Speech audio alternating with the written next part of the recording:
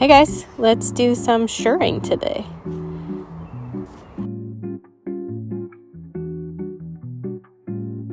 First step is to let your kitty help you cut a piece of fabric out. Then you're going to need some elastic thread, and then you need to hand wind this onto your bobbin. You can't just wind it like you normally would because you don't want the elastic to get stretched. I did pick up this elastic thread from Amazon quite a while ago. I'm not sure where else you could purchase it. This is a bit of a tedious process, but it doesn't take too long. So then we're just going to load it in our bobbin as normal, but we're going to use plain, regular all-purpose thread in the top. So the elastic is only in the bottom. So I have finished the top edge of my fabric here where I'm starting just with a little shirt tail hem. Then I'm just lining up the left edge of my presser foot with that top stitch and then just sewing a straight line down, keeping that presser foot lined up with the edge. We're not going to do any back stitch at the beginning or the end of this, but we do want to leave nice long tails on both sides.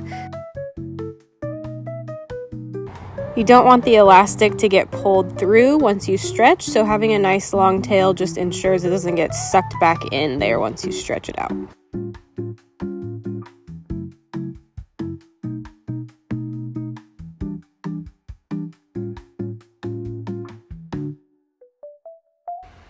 And we're going to just continue to sew rows. I'm sewing 1/4 inch away from each of my lines. You can sew at any distance between the rows.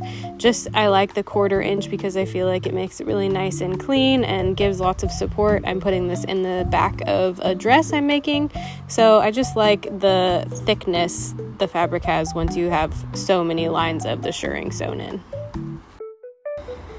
We will have lots of tails at the end, but once we get that set into our other pattern pieces, we can just trim them off or seal them inside of the lining, either way.